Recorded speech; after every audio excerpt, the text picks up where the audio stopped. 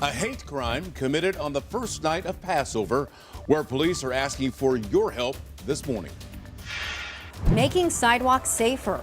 One area cities plan to protect pedestrians after St. Louis County hits one of its deadliest years for walkers on record.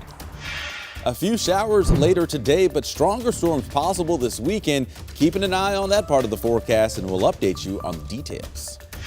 Demanding better education for black students, the changes advocates want St. Louis schools to make to set all students up for success. Metrolink is looking to open a brand new line when you can share your input on where the trains should go. This is Today in St. Louis, focused on you. Good Tuesday morning, everybody. It is April the 23rd. Check your calendar now. I'm Renee Knott. I'm Michelle Lee. We just want to say thanks for joining us, including those of you who might be watching us on 5+. When you say that, I'm like, it's a week out from May. Yeah. What is going on? Week out from a 60th birthday, too. But enough about me. Let's talk about today's weather with Anthony Slaughter, because we're talking about some raindrops. Yes, raindrops today, and as Paul said, it's gonna be May. Yes, remember that? Yeah, the JT meme that always comes out this time of year.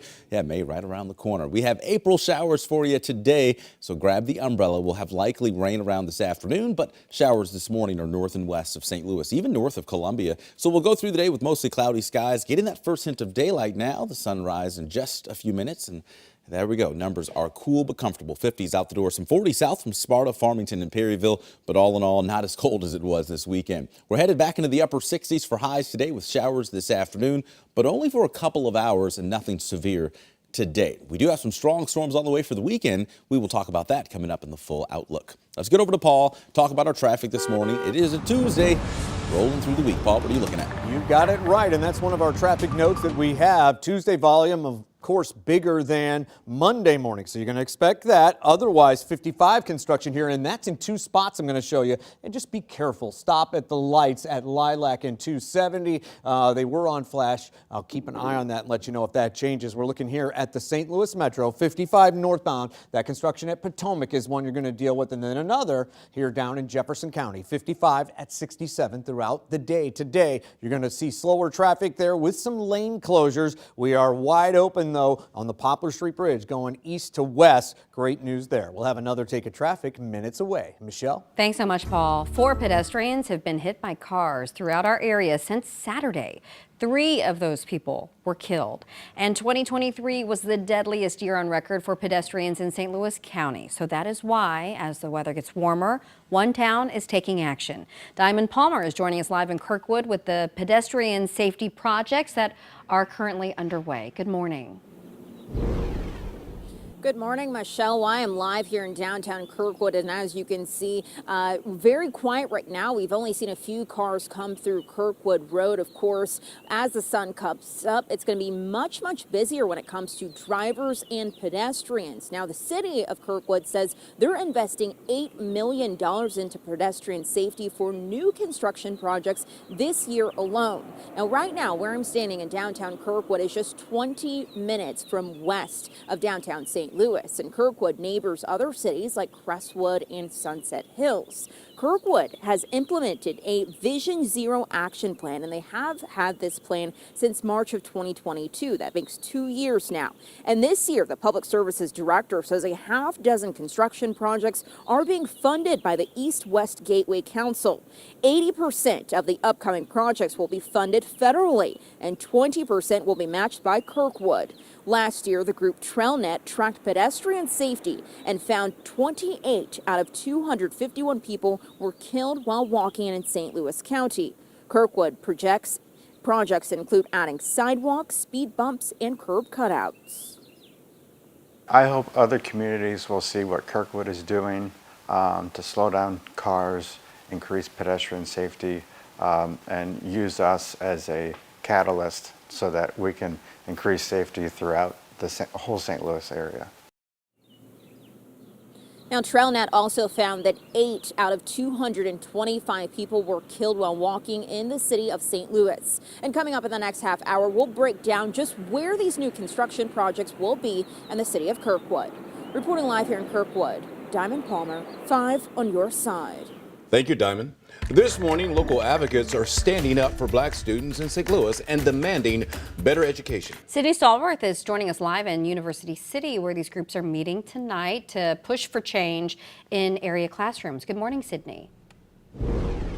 Good morning, Michelle and Rennie. Tonight, the ACLU and 5 other groups will be joining forces here at the University City Public Library. This movement is called #WeCan'tWait. They say that black students are being left behind in the classrooms in SLPS and that they can't wait for education equity. Now, a little bit about this meeting that's happening tonight if you plan on attend. Tonight's awareness meeting starts at 6:30 at the U City Library here on Del Mar. Anyone who attends will be able to join one of several committees to push for change. We did get in touch with the organizers ahead of tonight's event to talk about which goals the committees are looking to achieve. First, the groups want to change the starting minimum teacher salary to $60,000 a year, funded by taxes or legislation. Next, they want to replace the leadership of the SLPS board in the 2025 election. And they tell 5 on Your Side they would like to get the Department of Education to have oversight of the SLPS board. Now, next, they want to create a parent liaison position at every school to help case management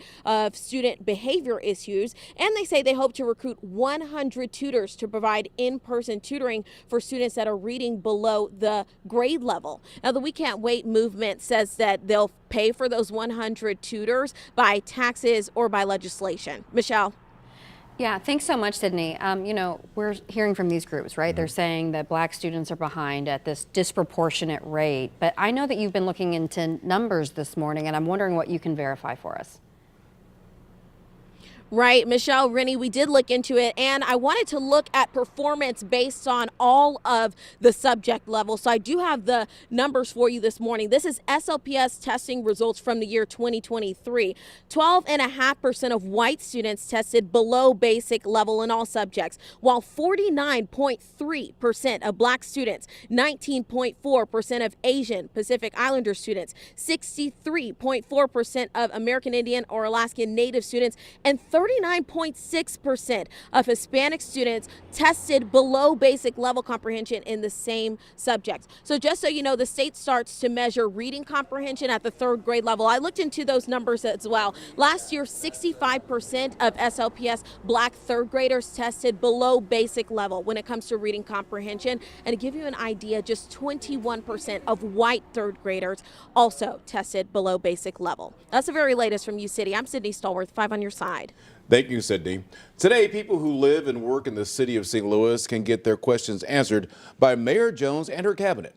The meeting will provide updates about projects happening in our city.